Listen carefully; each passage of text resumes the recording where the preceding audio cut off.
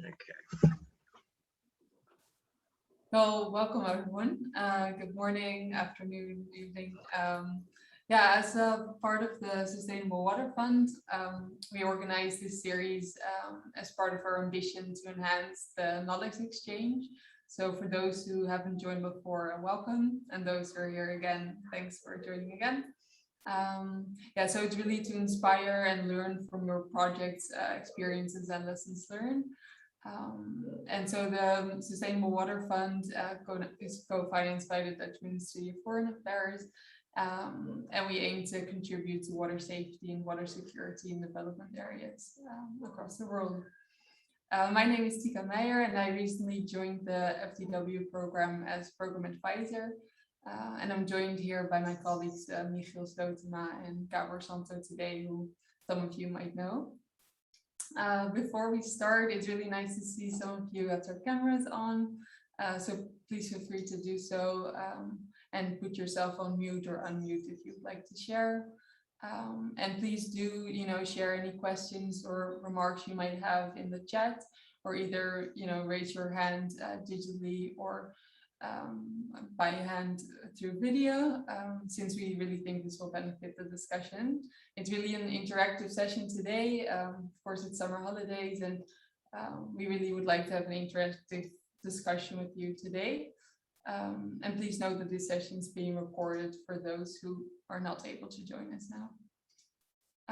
So to start and get to know who's here today, we'll be using Mentimeter for a few questions first.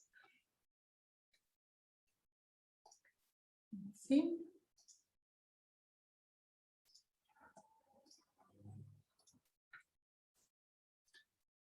All right, so I hope you can see my screen now.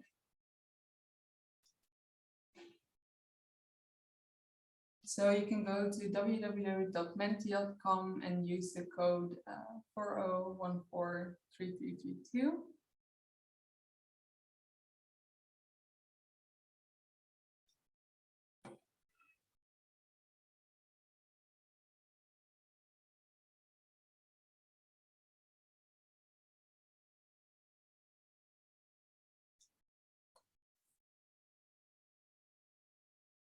So I see most who reacted so far are working on different kinds of themes.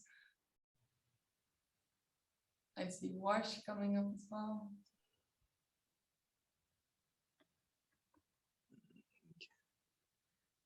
All right, so interesting. Tika, just hang on. We've got 19 people on the call. Yeah. So we could just see, just hang on just 1 minute. See if we can get more people to sign in. Yeah, it's easy. I'm just using my telephone, so it's easier just to use your telephone and then on your laptop to do the. Sorry, Tika. Back to you. No worries.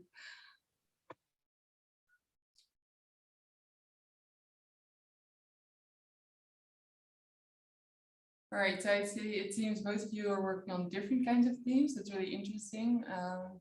And we might be touching upon those cross thematic areas as well today in our reflections. So next question regards, what kind of organization you're working for. Would be really good to see what kind of mix we have in this digital room today.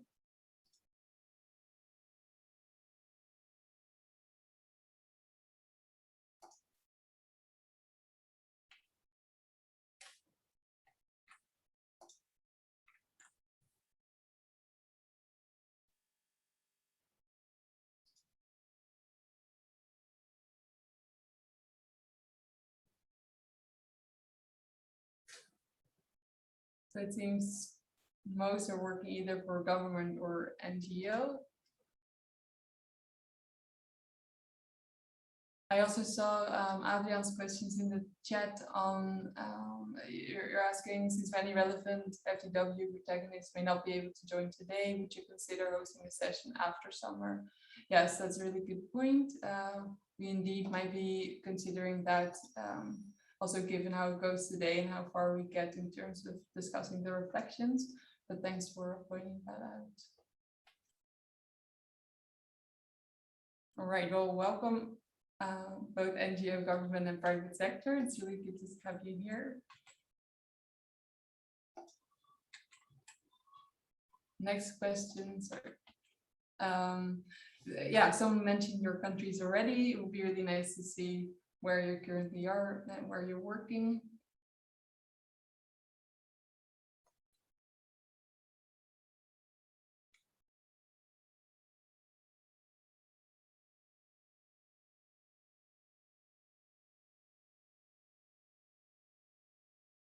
So it seems to have a really interesting mix of Netherlands, Philippines, India, Ethiopia, Indonesia.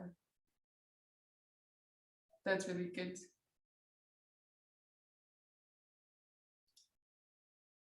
And lastly, we were just wondering to see, who had a chance to read the document that we shared earlier, both through mail and the community, so that we just know what kind of background knowledge you have so far.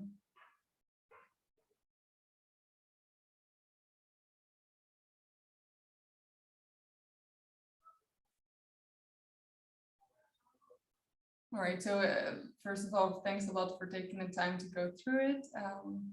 And it seems most of you have either read it or parts of it, so that would really benefit the discussion. So thanks in advance.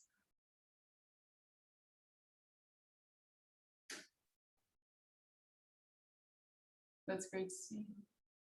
All right, so I would just like to go through a little context first. And it's really nice that you were able to see the document. As for the structure of today's webinar, we would like to be diving into those reflections that we're trying to gather as the FDW program.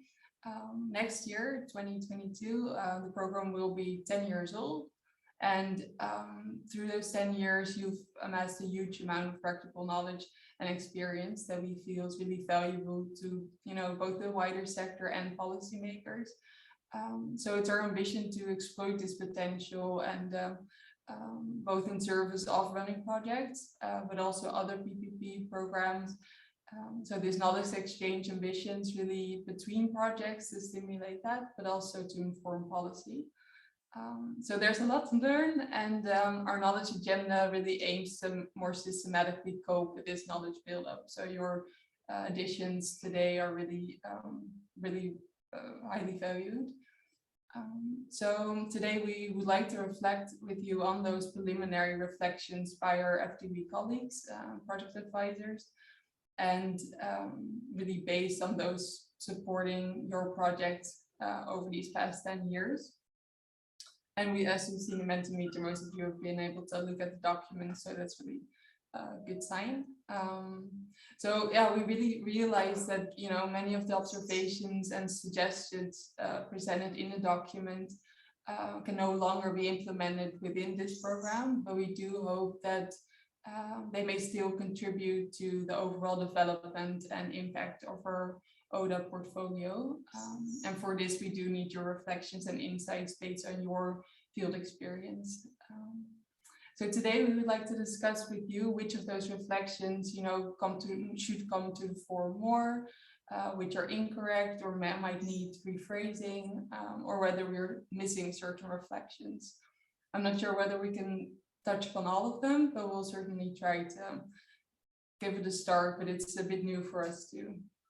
So we'll be going through different themes, and one of our colleagues will be outlining a reflection, after which he'll be asked to indicate to which extent the reflection resonates with you and your experiences, after which we can discuss in more detail and we'll go to the next reflection.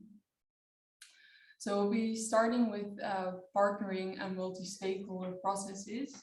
Tika, may I just, Sure. I think Gabor's suggestion, maybe before we kickstart it all, for those that have read or partly read the document, maybe just to get people warm, if you could just name me one thing that really jumped out at you, or one reflection that you thought, this is new, yeah, I might do something with this reflection. I'd quite like to just either in the chat box, or feel free to raise your hand, or just yeah. I'd be interested to just gauge. Luckily, Adrian said, he found it an informative read. I hope others also found it informative. I realize it's quite a bit of a read, and there's a lot of reflections, and there's no real prioritization yet of that here. But yeah, who wants to have a first just shout out reflection that you thought?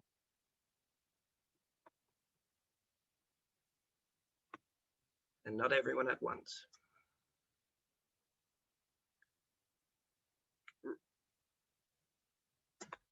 Rick, you have not enough inward reflect. Can you elaborate? Hello, can you hear me? Yes, loud and clear. Good morning, all of you. Yes, I felt that the document doesn't look too much at the instrument itself and how it, by the way it is and the way it's handled by IVO, it can be improved. For instance, it's the fact that the evaluation of the subsidy is at the end of everything that is being done, is a big risk for all the parties involved. And that affects the way people react, the partners react on how they work together. It's difficult to explain to partners, no, you don't know if we get a subsidy, that will only be determined by the donor at the end. And that doesn't seem to work in many cases with the systems in the various countries. So the facility itself doesn't match the systematics for financing and financing by external parties in the countries where we are working. And I realize that they are different everywhere. But the fact that the determination of the subsidy is only at the far end of the whole multi-year project is a big risk. Actually, the biggest risk for the partnerships, I would say. Thanks, Rick. Firstly, I must thank you also for your very detailed feedback on the report. And I'm sure this reflection is also in there. And of course, we welcome everyone else to provide their written feedback, because that, in one FWD Inspire session, we really won't be able to touch on much. I don't want to respond to that reflection straight away, Rick, but are there others that would like to, Just one remark from my side. Rick, I'll try to respond on that and keep it in the discussion at the financial sustainability section, okay, at 9:40.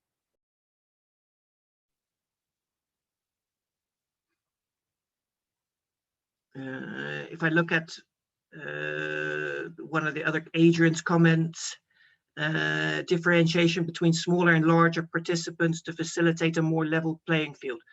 Adrian, can you just elaborate on that reflection?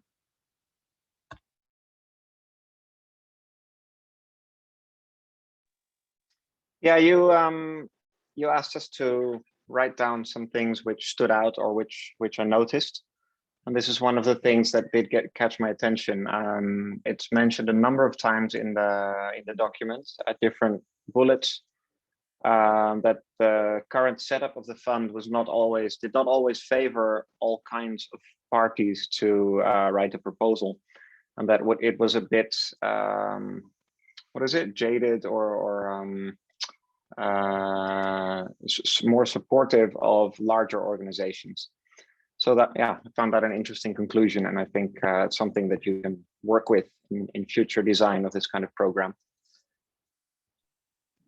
Thanks, Andrew.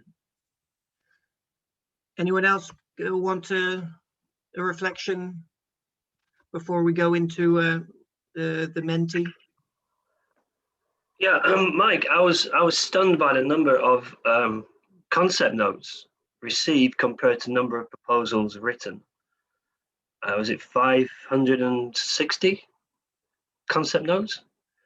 And I mean, I hear rumors all the time that the sheer cost of the bidding, and obviously the chance of winning, if 560 people are in, organizations are interested, the chances of winning and the cost of bidding puts a lot of small organizations off. And yet their ideas could be as good as any large organization, maybe more so, because often they're the ones actually on the ground and they experience the real situation, as opposed to be behind the desk here in the UK. Was the RVO also, I mean, you must have been overwhelmed by the number of concept notes. May I respond on that, Mike? Please. Yeah, it's a relevant question. I don't know where the 500 comes from, but basically the last two rounds, they had 300 plus, so that is correct. The chance of winning, if you're looking at it mathematically, was indeed limited. But please keep in mind that there's quite a differentiation. So that, in that 300 plus, there were also very small organizations, even people who were sitting at the kitchen table who thought like, okay, I want to do something with the environment and specifically with water for a number of people. So basically, the number is a bit misleading. The reasonably well-developed proposals, the number of those was much smaller, more than half of it, but still much smaller. And within that, if you look at smaller organizations that form the consortium and larger organizations with really well-developed, sometimes quite expensive concept proposals, we always looked at the match, the available capacity that was needed and that was available for the given idea. So it also meant that that we had to disappoint really large consortia that have spent, according to their own reporting, really quite a huge amount of money on developing their proposal, because their proposals, for example, didn't seem to properly match the local context, while smaller organizations with an innovative idea, incremental innovation, have fared better. So it resulted in quite an interesting dynamics. And I can promise you that basically the winning chances, if you had a professional consortium, were quite higher than the numbers would indicate. Okay. Thanks, Gabor. Anyone else? Reflection? Or even a reflection that we might have missed, but we've got enough time later. Tika, maybe let's go to the Menti.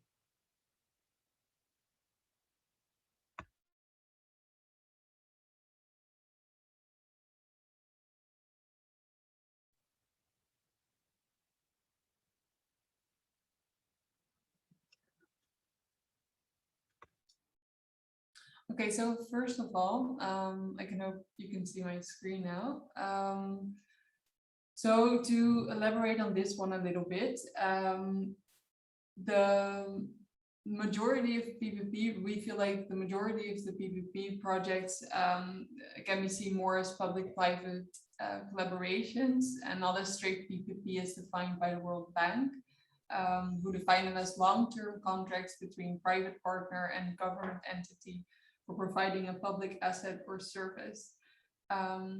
So as you know, FDW projects comprise of different kinds of partners. So at least one public partner in the country of implementation, a private partner and an NGO who must also co-finance the project. And at least one of those must be registered in the Netherlands. And the majority, yeah, we feel like the majority is more seen as collaboration rather than strict PPP. So I see some of you have voted already, whether you disagree with this statement or reflection or disagree.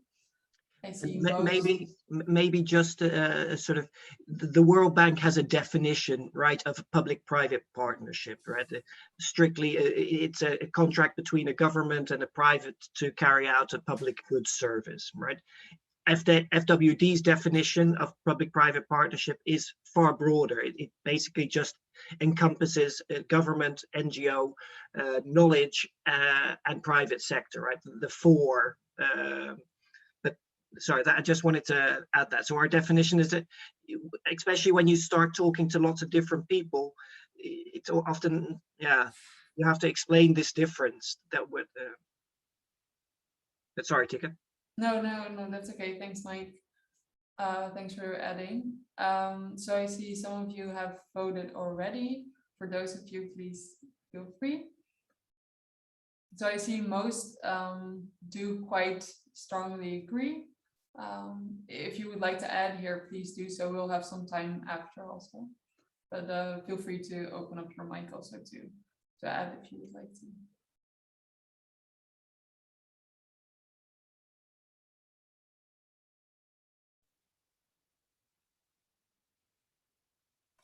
Okay, I think we'll go to the next slide. So I saw some of you have also put in disagreeing. So please add why, because we would really like to learn from you on this. And also you can add here, but you can also open up your mic or chat. For example, I see Thierry, you're on the line. What I see is a far stricter public-private partnership. There's a 15-year service level agreement. You know, there are definitely, I personally see in our portfolio, there's definitely some outliers where there's a real public-private partnership, as in the World Bank type definition. Maybe Patrick, you might, Thierry, you might want to chip in here with your thoughts on this. Good morning, everybody. Yes, I mean we are, I think, in the process of I would not say maybe the definition of the World Bank, but we are really in a public-private partnership, as we put a lot of investment, I mean, in the project, and we have this 15-year contract to manage the facilities based on contract signed with the local communities. I don't know, what can I say more, Mike? What do you want me to? No, that's okay. No, I just wanted to hear your thinking on this. Okay. Okay, so Marijke has her finger up. Sorry, if you could use your thingy. Marijke, yeah. Sorry. No, good morning, everybody. Very interesting to that you have invited me to participate. I was just wondering on the last speaker with this explanation, because I think that's very helpful to further define what PPP stands for and how we see it from our VO side. I was just wondering if you would, particularly on such a program where you have a 15-year kind of service level agreement between local communities and implementer, how do you still need and use then a subsidy from a particular program like the FDW? So how does it relate? How does it still help? Is there? Yeah, I was just curious about that. You want me to reply, Mike? Yeah, please, Jared. Do you have a camera? It'd be nice to see you. Yes. Well. Sorry. I just realized that I haven't put it on. Yeah, I mean we used the subsidy to finance, I mean, part of the capex, because in the project we had to rehabilitate all the infrastructure before taking over the management of the facilities.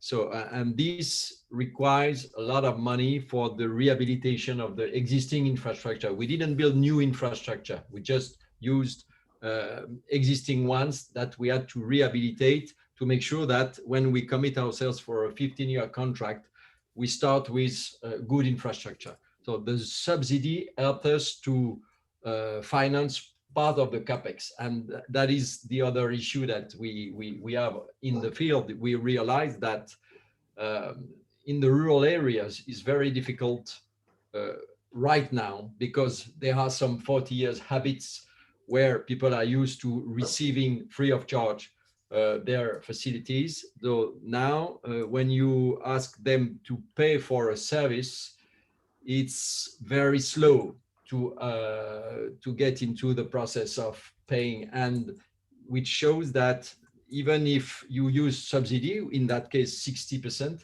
the 40% that we invested in the capex are very difficult to recover because people are very skeptical, I would say, about this payment of service, because this is something new and they have to get into the habit, and this will take time. We had already discussion with RVO on that. It will take time for the people to get into the habits of paying for the service and recognize that finally it's not more expensive than before, and it may even be cheaper. The quality of service is much better, and step by step we will be in a position to change the rules and to attract more private investment, because we would have shown that the model is economically viable.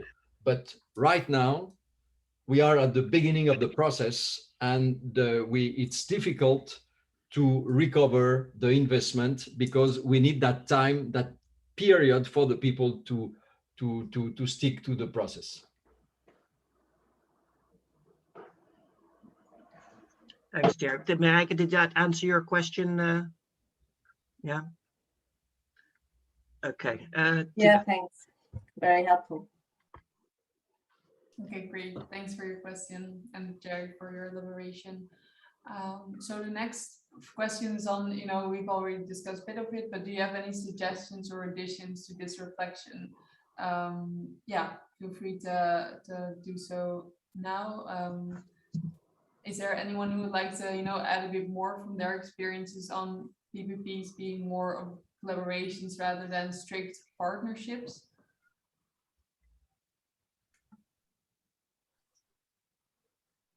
Can I just intervene?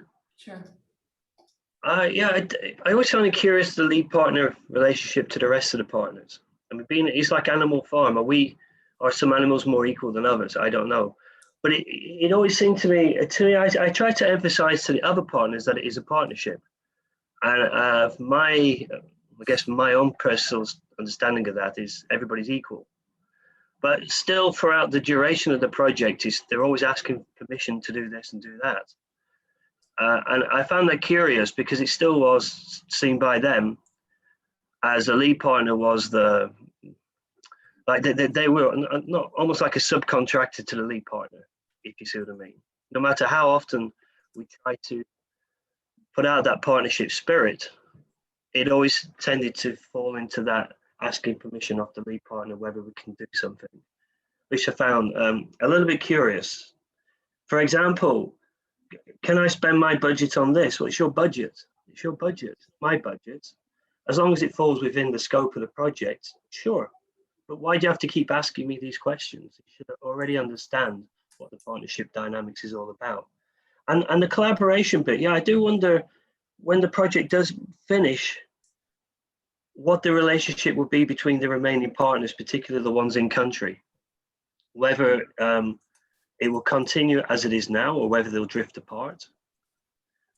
It's something I really cannot answer. One of our partners is the Red Cross, and they really are an organization which does their own thing. Partnership really isn't part of their makeup. They have so many rules, strict rules which they follow, that you can collaborate with them, but whether you can partner with them is a different question. So when I answered this question, I put number 4 for collaboration. I don't know if anybody else can have comments on their relationship or dynamics of the partners. Yeah, does it resonate with others, other lead partners, or if you're not a lead partner? Maybe I can respond. Please, Adrian. Yeah, I recognize what you're saying, Patrick. So maybe it's also Adrian, do you mind just putting on your camera? It's nice to be able to see you. Yeah, sorry, my camera's on the other. Well, maybe I can include it here also. Sorry, I can't. Okay, sorry. I recognize what Patrick says, so it could also be a Philippines thing or a Wij thing. But I think it also has to do partially with, first of all, we are the budget holder. So that puts us in a certain position in which we do have a role in saying yes or no, things are allowed or not allowed. And well, in practice, I do sometimes disallow things when, in my opinion, they don't fit in the description of the project. But I think the other part of it is also that I struggle with the challenge, which you also seem to mention, in letting all the other partners take the same level of ownership and same level of understanding the fund. I mean, don't know how many times I've shared the documents and the rules and regulations, and all the information is there, but it doesn't mean the partners read it and get interested in how the fund works. They rather just sit back and ask us the question. So I think that's part of the story also. Anyway, that's my experience. Adrian, is it something that we as RVO or can help with? And not, maybe it's not now, but you know, even these types of sessions where you, or even creating videos around that. I mean, we've just created an FWD video, right? It's on our website, by the way, if you haven't seen it, with 4 other project videos. But anyway, I'd be interested to know if we need to take more of a role as RVO in that. I'm not sure how to answer that. I think there could be space for improvement. But clearly, I mean, one of the choices of the fund has been that the funder, RVO or you as budget holder, communicate with the lead partners. So that creates a direct link between you and us as lead partners, and not all the other partners. Maybe that could be broadened in certain occasions. And I hope that our participation, at least in steering group meetings as well as monitoring visits, does help that. But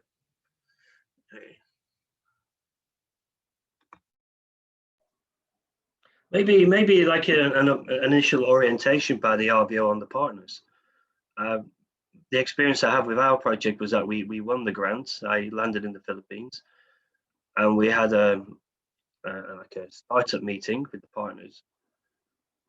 But the RVO weren't really involved in that startup, and I tried to explain the rules, but it's not the same as if the RVO. I mean, now we can do Zoom meetings quite easily. Some kind of orientation from the RVO to the other partners about how it all works and how the dynamic should work. I agree with Adrian's position as well, that the communication is always with the lead partners, so the other partners feel like they are subservient to the lead partner because of that.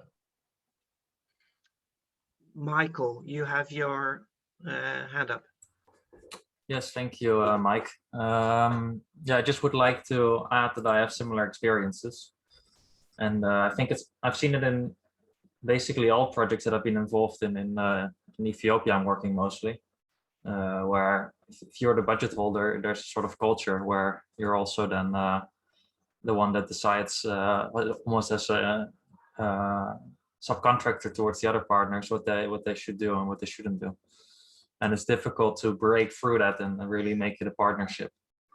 I also filled in for the Mentimeter, and that was more also because if I look at the private organization which we work with, it's not really a public good that they are providing. They're a seedling company, and we have a very strong partnership now within the project in that sense. But I don't really see it as a public good that necessarily a government should be providing.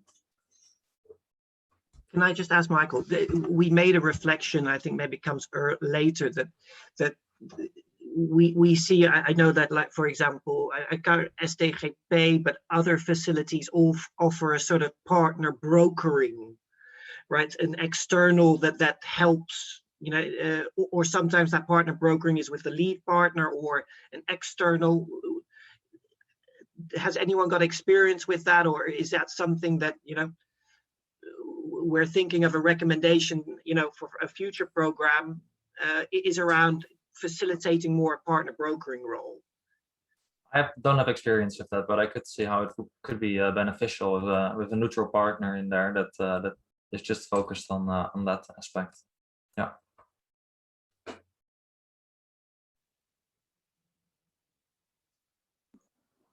Does the RVO see themselves as a partner to each of the projects? It's a good question, Patrick. Because I always include you as a partner.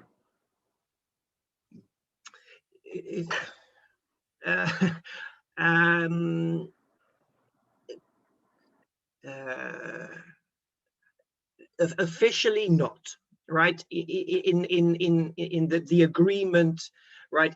It's, you know, it's a subsidy program. You apply for a subsidy. The lead partner, it becomes the problem owner and the responsible one for the implementation and the ultimate results. Yeah, so SEC, no.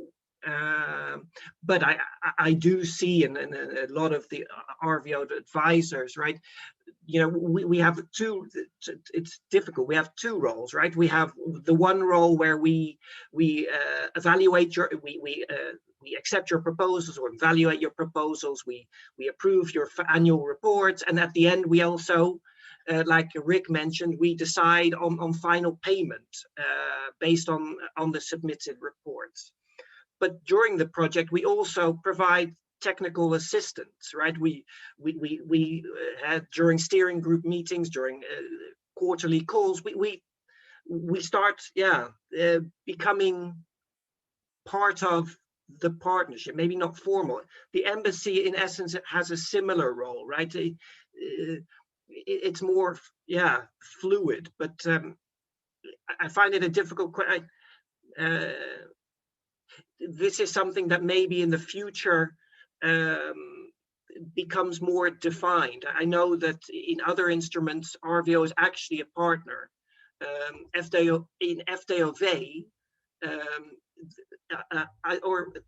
the embassy was actually a partner in those projects. How far they could actually become a partner is questionable in my regard. But I don't know if other colleagues want to chip in this.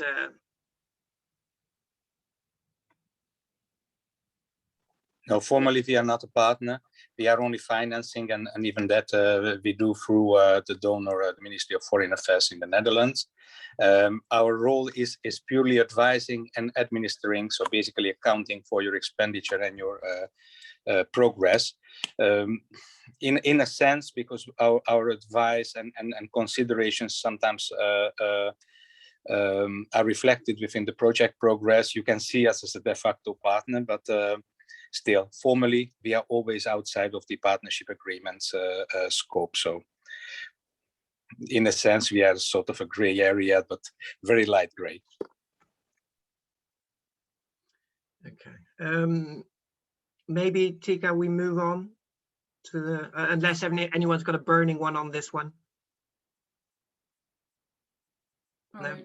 Okay, so yeah, we'll move on to the next one. Thanks for your critical questions and recommendations. Really useful for us to take into account. All right, so the next question is on including partnering risk as an element of your risk management.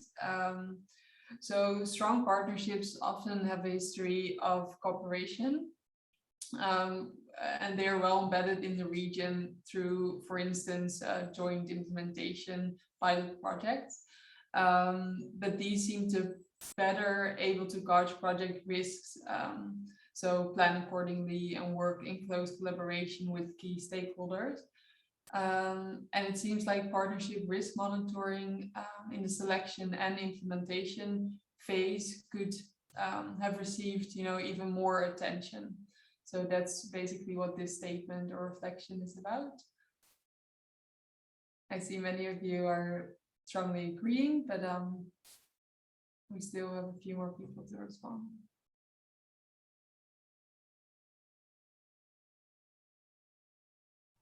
And just to mention, this was one of the FW, the Ministry of Foreign Affairs, the Inclusive Growth Department, who finances this program, they did an impact evaluation on 5 FWD projects from 2012, and basically this is one of the recommendations they came up with, was that, you know, often in risk management you look more at the external risks instead of the internal risks, and partnership risks are quite unique and often aren't reflected on sufficiently. And so this was one of those that we thought, well,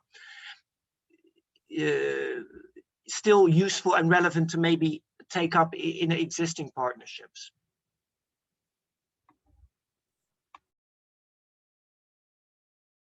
Yeah, anyone who cares to comment or has any questions on this regard? Or maybe our partnership, is this a completely no-brainer and you're already doing it, and we can move quickly on to the next one? Or is this something, do you think, well, we can consider this moving forward, at least for projects that have got a couple of years left?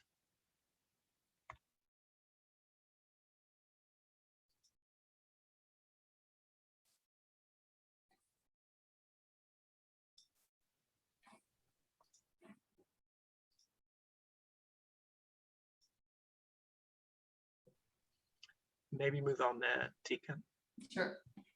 And if any things do come up, please feel free to open up your mic or add in a chat later on. All right, so then next, we'll skip these for now. So the next one is on, yeah, maybe Mike, would you like to add on this one?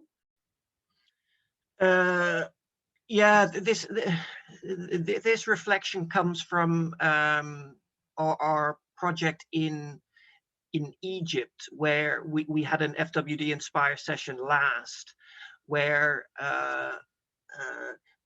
during the inception period, all the partners sort of blindly signed the partnership agreement, and only later did the partners come back and say, actually, no, I don't really agree with what's stated in this partnership agreement, or no, I can't do this.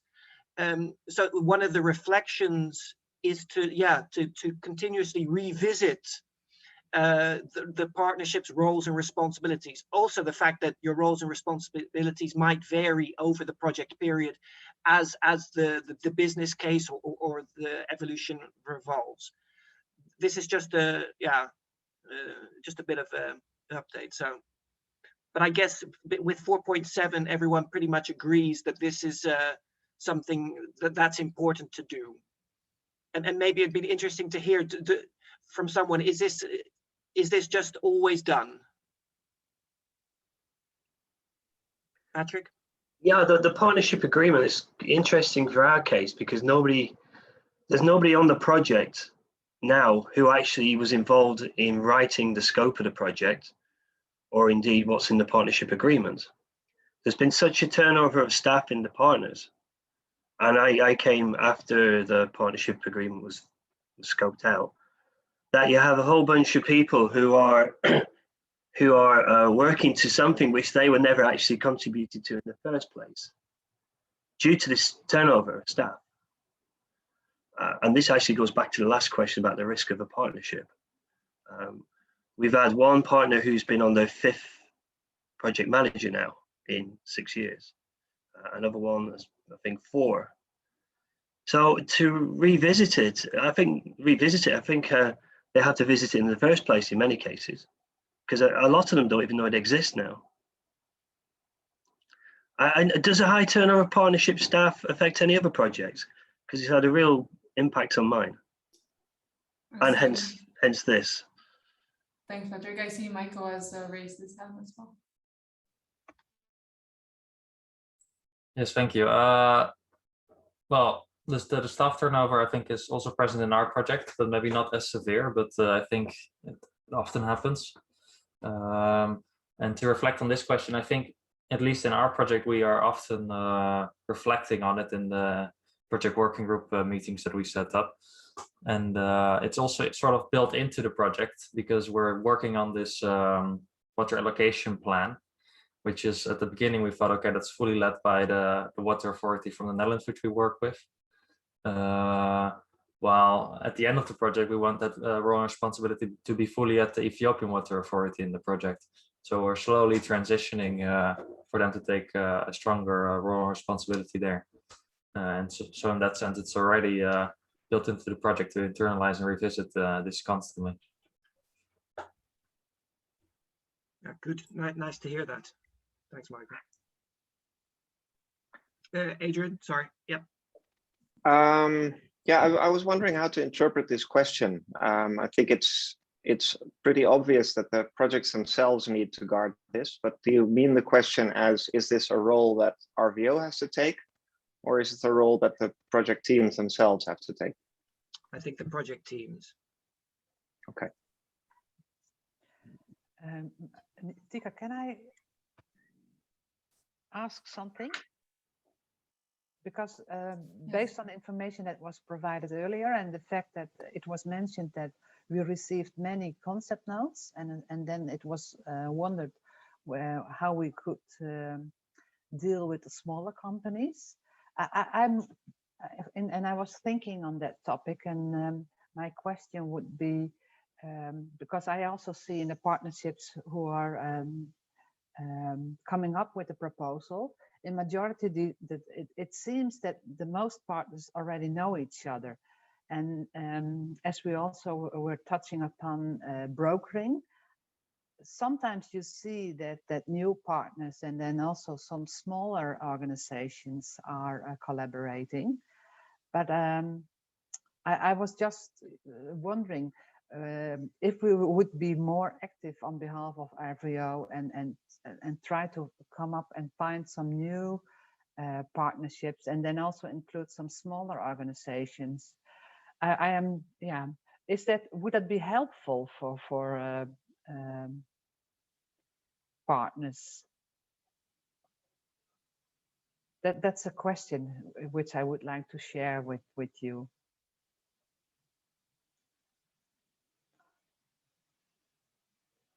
And maybe somebody can reply on that. How willing are you to collaborate with new partners and also with smaller partners, or is our facility then too big to deal with?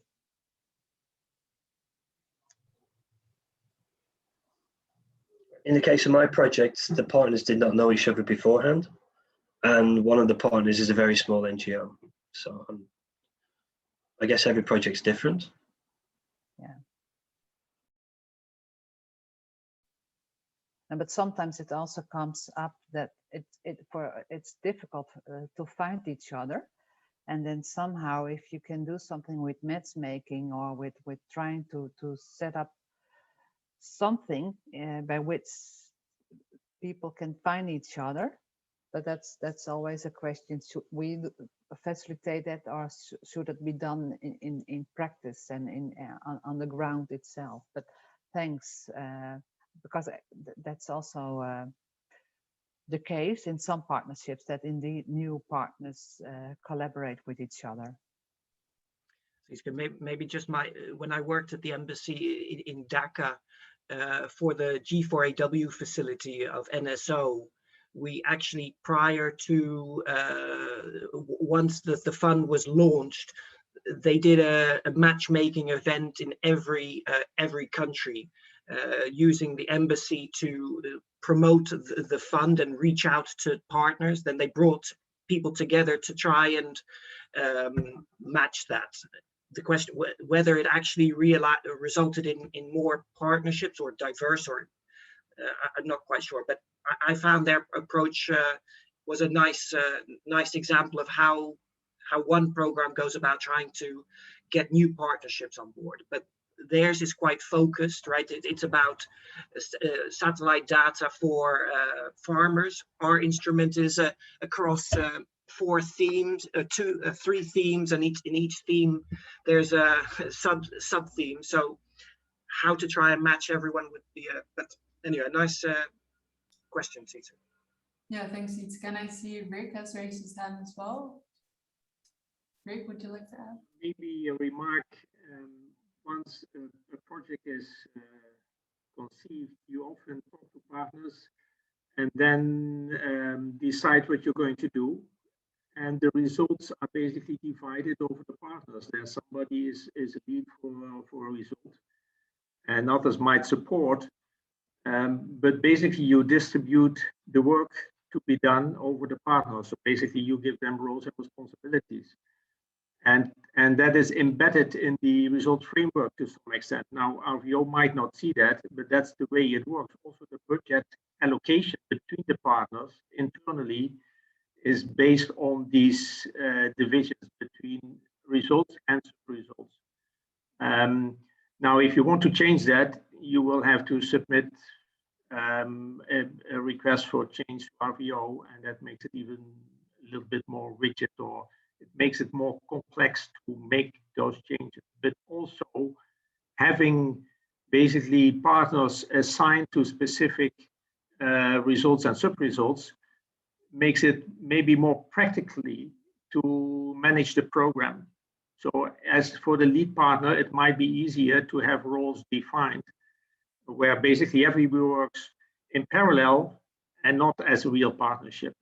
I think that might be the practice of how things work in reality. It might not be a real partnership, but it might be people working in parallel.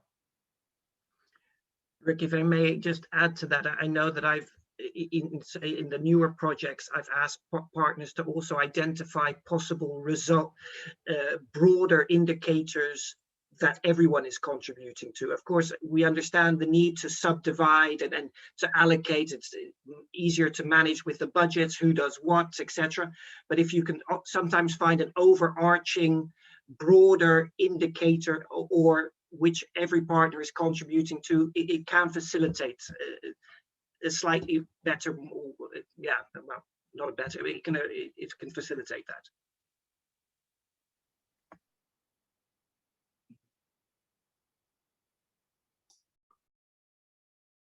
Are there any other questions? Because I think it might also link to our next reflection. No, okay. Which would be evolving lead partner. Yeah, so we've been discussing a bit on the different roles and responsibilities and internalizing and reflecting on that and revisiting those partner roles.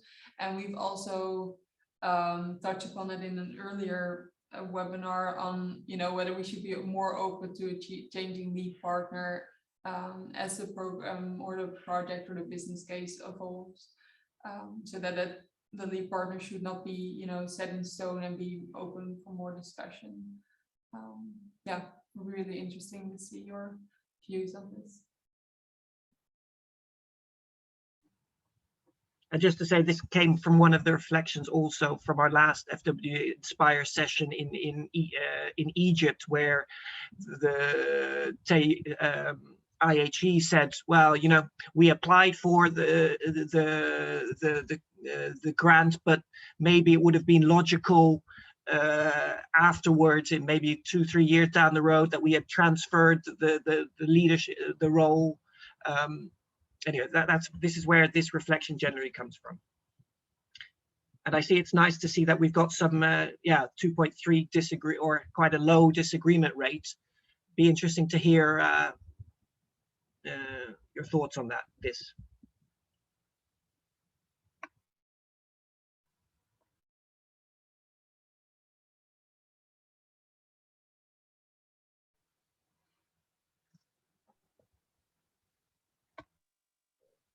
Patrick. To be honest, quite frankly, I don't think the other partners are up to the job of being the lead partner. I don't think anything will get done. Honest reflection. No, but it's a good reflection. I mean, it's a pragmatic reflection. Yeah, that's the word. I mean, the lead partner does all the organizing, bringing the different partners together, getting them to communicate, share their experiences and things like that. I think if we write the reports, I mean, Nobody writes reports except companies like us. If you ask the local water district to write an annual report, no chance. And same really with the other partners. It's just reality. But just to be the devil's advocate, Patrick, we do. I know that in an FDW project, they have an external organization writing the reports, and who are not actually a partner. But that aside.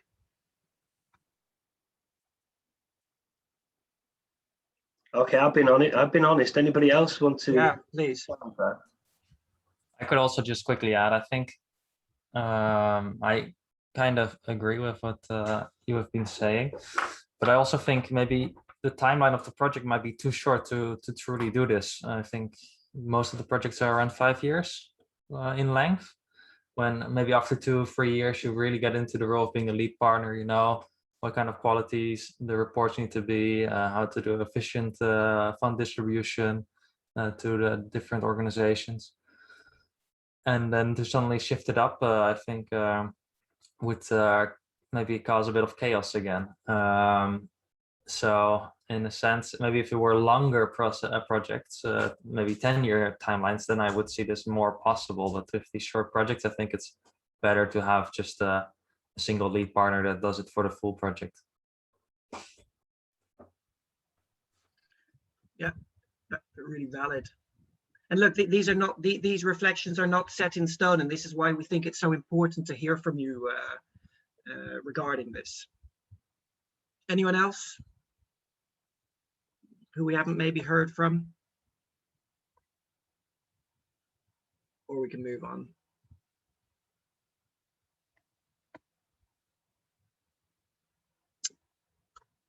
Tika, maybe let's move on.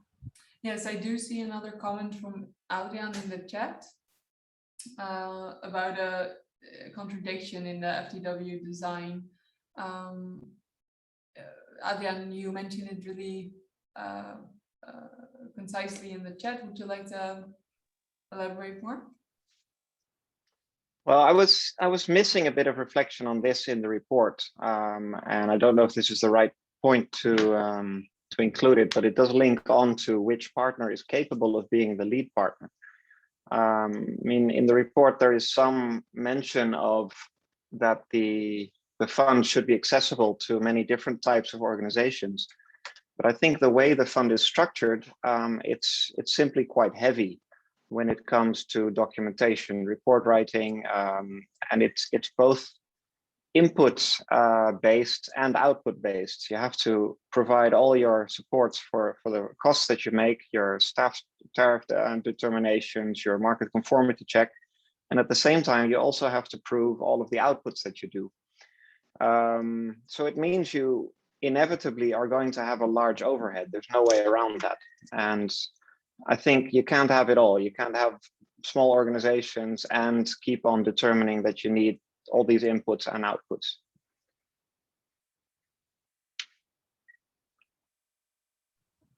Yeah, really nice point, Adrian. All right, if there's no one else to add further on this point, we'll be moving on. All right. Okay, so also I think relating to last webinar on the Egypt project, it came to the fore that it needs to be crystal clear and transparent from the onset of the Dutch policy rules on, not funding government staff hours, and that RPO might be able to, or might should play another role, a more active role in communicating this. So that's primarily what this reflection is about.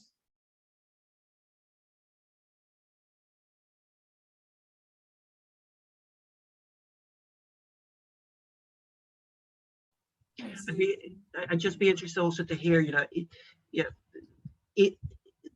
is this a real issue? Are your government counterparts expecting financing? How big of an issue is this? And is the communication always clear in this regards?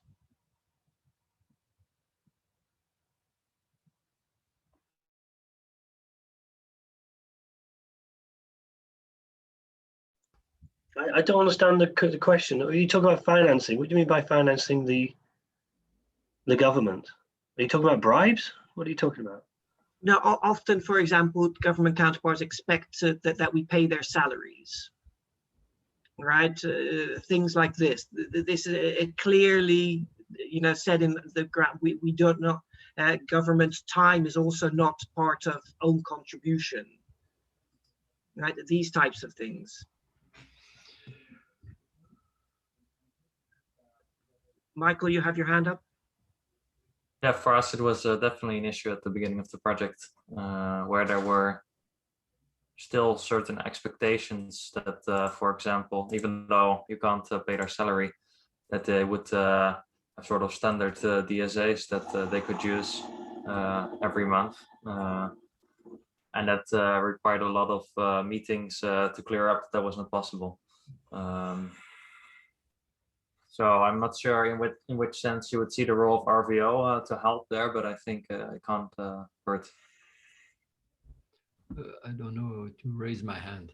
Sorry, Mike. Hi, Chair. Okay. No, for me, it's really a key issue because governments are used to dealing with financing institutions, and all the time there is a budget allocated to governments for, I would say, the project team. And with this new approach, they are just playing their role as usual, I would say, but they have nothing they are not an actor, a key player in the project. We don't have a team to manage the project. It is business as usual for them. We inform them, and they have to follow what has been done, what is being done in the field. And this is something very new, but this is something which should become the standard tomorrow. And this change of approach of project financing should go together with like a pedagogic action towards the governments to make them understand that the rules have changed and they have still a key role to play, but it's not the same as before. And we have to find, donors, or I don't know exactly who, but they have to find ways to keep the government involved, but not the way it was before. And we cannot shift only the project component without changing the rules at the government level. It has to be made together. I don't know how, but for me, it's very important, because if not, there is a big risk of no interest at all shown by the government to what is happening in the field, because they are not paid for it. And it's a real issue, because we need the government to change the rules in the field.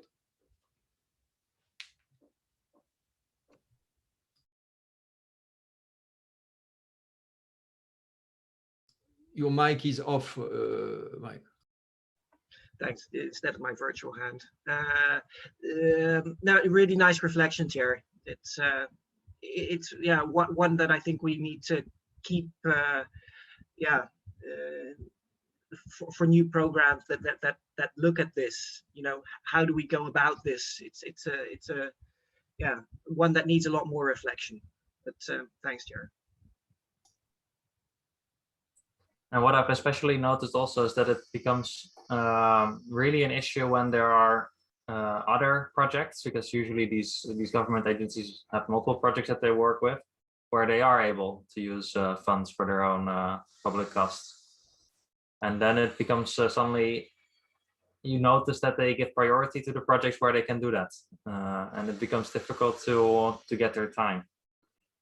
And then what we've tried to do was to sit around the table with the other projects that are also working with that actor to see how we can resolve the situation, because it becomes quite unworkable in a sense. Michael, is this something that there's often national coordination platforms, right, where you engage with the government? Is this something that you raise at national level? I don't think we have. It also depends per country. For example, I think in Mali, where we also do a lot of work, there's really government regulations about this. But in Ethiopia, it's quite flexible, which makes it difficult. Yeah.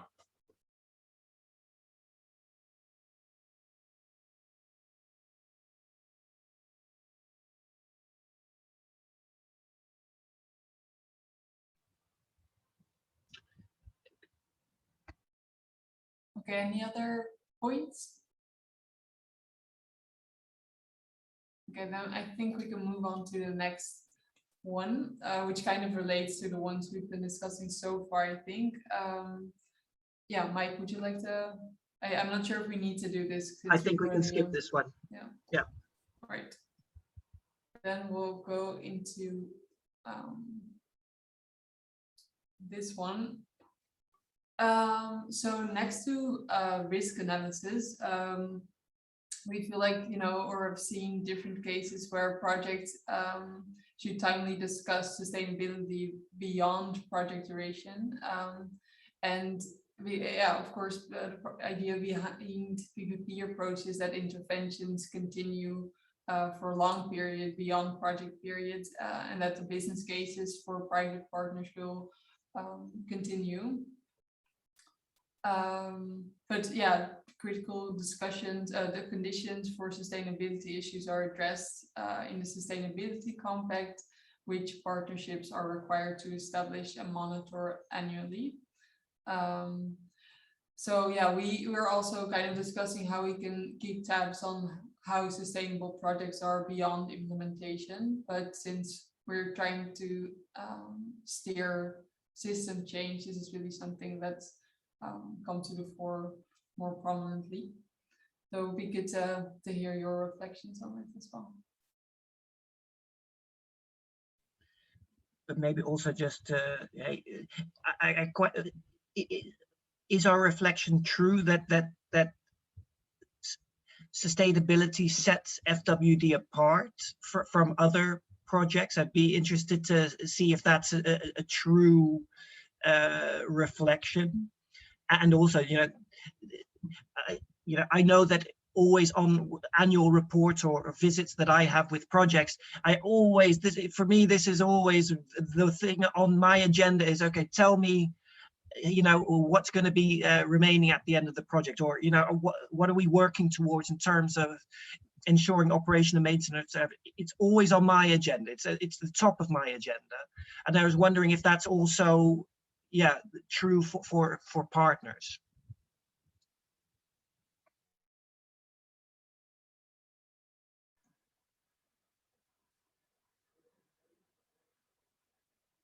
I agree. The sustainability does set this apart from other initiatives. I think it's great. I think it's brilliant. I also think it helps steer a lot of the tricky decisions throughout the project, because the acid test is it sustainable? And if the answer is maybe not or no, then it clearly gives a good reason to say no to that particular idea or activity. So I always use it as a litmus test to any new initiatives. Nice addition, Patrick. Yeah, thanks.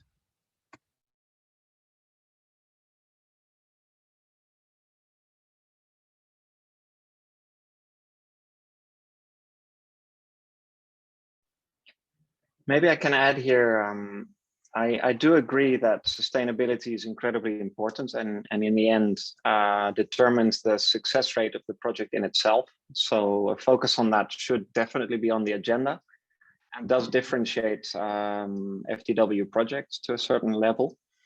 But I think we also need to realize sometimes that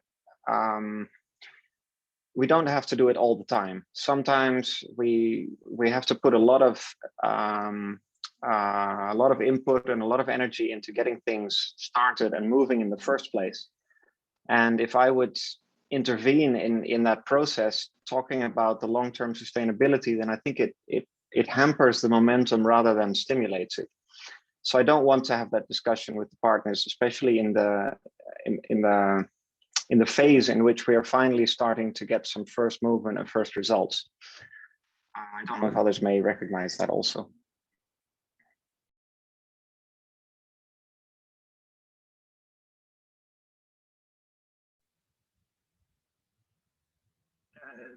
Also a nice addition Adrian had. You can't just steer on this. You need to make progress. You need to make low-hanging fruit, quick wins. But once in a while, touch on it. Oh, Rick. Yeah, maybe another issue in this regard. I try to look at things and how the project works on, does it make sense towards the goal of providing service to consumers of a water company. But it also relates then to the flexibility within the FDW program. How much can you change? And an inception may work to define more clear and then more obvious what you're going to do for the next 4 years, but over time things may change in that regard. Now there might be even activities that don't make sense that have been decided in the beginning. Mistakes can be made. How can you correct them? Now I know in the beginning in 2013 FDW wasn't flexible at all. I was shocked the first time I met the task manager at that time, and I tried to look for flexibility. It wasn't there. I think it has improved, but it's still not yet there. For instance, last year we submitted a small request for change, which I thought would be stamped. Well, it took half a year to give an answer on it, and basically it was with a prerequisite. So in the end, we couldn't meet that, and so it was rejected, as I understand it. Maybe there needs sometimes to be more interaction also between RVO and partners about the letters that RVO sends. But anyhow, to come back, flexibility is an issue. And that also has to do with sustainability and what makes sense in a project, especially when the circumstances are changing over time, and they are, like the people in the project, and that requires that there should be a certain degree of flexibility. Now, I would like to hear your thoughts about that. Sorry, Rick, RVOs or other partners? RVOs and maybe other partners. I'll wait maybe to respond. Maybe also just ask others to reflect on this flexibility question.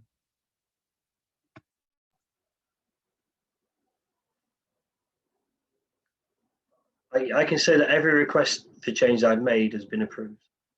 So maybe it's subjective, or maybe it's dependent on the person receiving the request from RVO on how they think it can be flexible or not.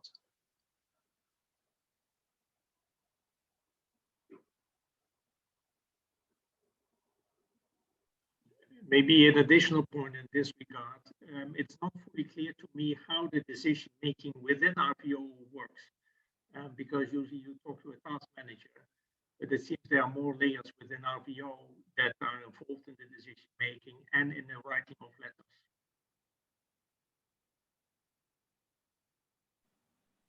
May I offer a short remark here? Please, cover.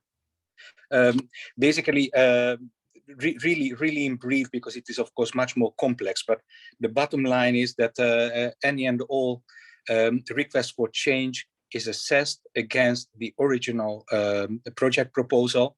Basically, one of the main questions is, if this project changed according to your request, would it still be a project that we would have approved at the tender round?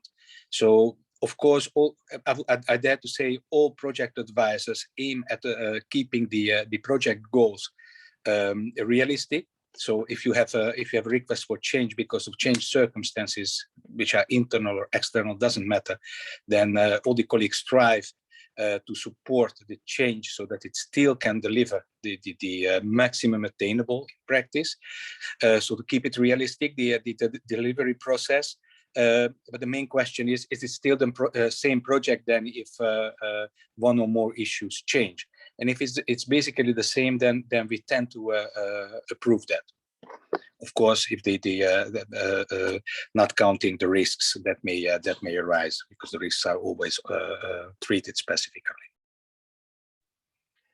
Maybe Rick, just to explain the process generally, right? A project comes with a request change. The project advisor is the first to assess the change.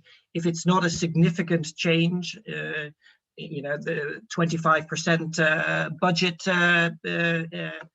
between budget lines, or you know, if it's a small change in the activity or the approach, then this can be generally quite quickly handled by the advisor, and it doesn't have to go into a broader assessment. And so significant changes, that does need approval by a consistency team, right? So not only the advisor, but myself, for example, as program coordinator and quality assurance. We have the financial people, another program. We want to ensure that wherever there's been a request for a significant change, and sometimes that can take a while, and to reach an agreement on that. So, but overall, I hope, and it's good, Rick, that you note that we've been more flexible. We also learn, and often it's a case-by-case basis. We have 42 projects, you know, in 20 countries. It's not always that easy to be consistent, but we're doing our best, and yeah, it's yeah. I can't really speak for your specific case at this stage.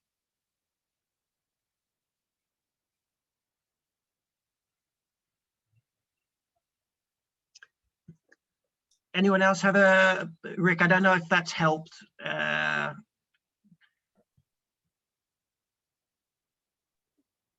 might be a specific case, but flexibility is still an issue. I think that if you consider that for the next program, that is something to take into account, changing circumstances and how to react to them, and how that can be accommodated. For sure, and it's, you know, you see, you know, I know the projects that I'm supporting, you know, on average they're going for 7 years. There's changes in the context. There's also changes in the Netherlands. COVID has had a big impact on things. So, you know, I personally believe that I've worked with other donors, and we're quite flexible in terms of what changes are able to be made in a running program. And I think, you know, we're aware and understand, and we consult with the embassies, etc. So yeah, in the end, like we focus on the results, and those are the most important thing that we always have to keep in mind, is realizing the results. And if changes are required to achieve those results, we will definitely be accommodating in that regards. Yeah, Tika, maybe move on. Yes, sure. Sorry, and then we've got 8 minutes. Thanks everyone for your patience. For me, this is really a useful call. I love the interaction and hearing from everyone. But yeah, another 8 minutes. No, definitely. I am just doubting whether we should dive into a new topic for these last 8 minutes, since we've, I think, come to the end of the partnerships theme and the multi-stakeholder processes part. So we might just need to discuss any other points that haven't come up so far, rather than diving into a new topic that we won't be able to fully discuss today. So maybe I'll just give the floor to anyone that wants to discuss any points on partnering and multi-stakeholder processes, maybe the partner brokering that was mentioned earlier, any ideas or reflections that we haven't touched base on so far.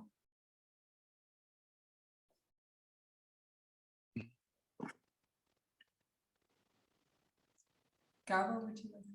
Now, if there's nobody else, and I would like, I have made a promise previously, I believe, to Mr. Rick about milestones and the risks, that we only evaluate projects at the end.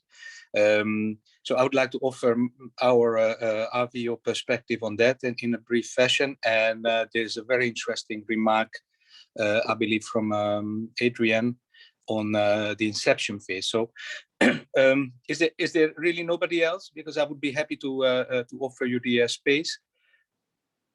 Okay, if not, basically I would like to nuance that picture on that we only evaluate projects at the end. So we have the inception phase, which ends with a sort of a go, no-go type of decision. This inception phase is very important to Adrian. that an inception phase takes long is in our perspective, it often may have to do with the fact that during the proposal writing, everybody has that sort of a positive attitude and a slightly over-optimistic approach, like, okay, we can do it, we have the capacity, we can manage a very relevant and a very tough challenge. And once you get into the inception phase, because you have been awarded the subsidy, that euphoria that everything will go well tend to dissipate. And what you basically often get is a partnership really going into the details on how actually the implementation can be done well. And you often are confronted with additional challenges, a higher level of complexity in the problem. So that is what often makes or can make an inception phase long, especially when you start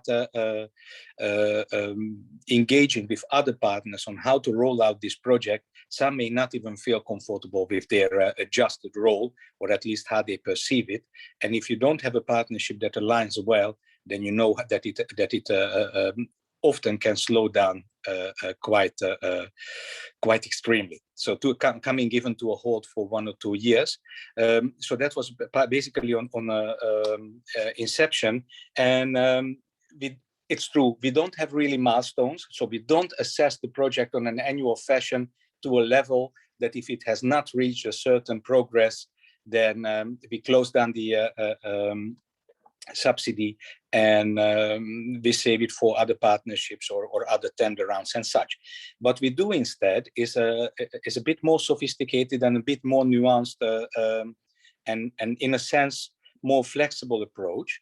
We view the annual reports and the annual expenditure, and if the annual progress is slow, then we mark that and the expenditure is slow, then we basically mark the under-realization. And if that under-realization of the subsidy amount becomes extensive, then we stop with the originally planned prepayment of the RVO, of the Sustainable Water Fund subsidy. So that practically means that the project may slow down, and if they are unable to progress and process these challenges, then it might often mean that they have to stop. But there is nothing really else that can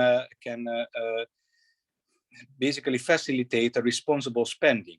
So if the partnership has planned in a certain amount of expenditure for the achieving of some goals, then we do expect that financing is indeed spent on those very same goals. And last but not least, the main reasons of not having milestones and not having a really strict go, no-go policy throughout the project at more times has to do with two more things. One is that we are co-financing. That means that we can we can evaluate the spending of the subsidy and of course the project progress in line with that. But if you look closely at the final project letters, it is never that we close down the project, whether or not prematurely, because the project did not deliver. We are looking at the subsidy spending quality in relation to the progress, but the progress is mainly, the project is still your project. Okay, so we never close down the project, we close down the subsidy fraction of that.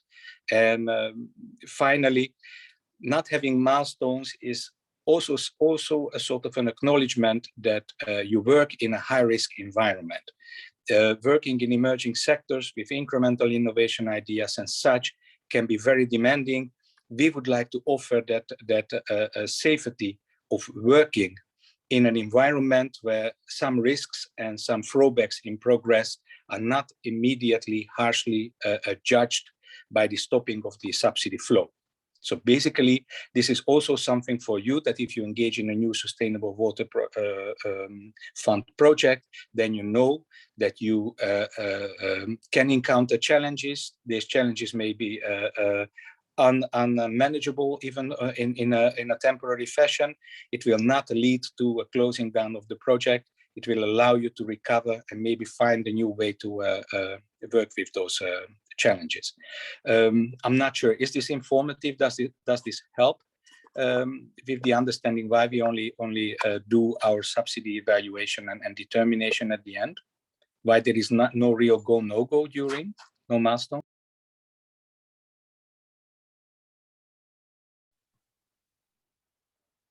I think that's a question to record. Oh, sorry.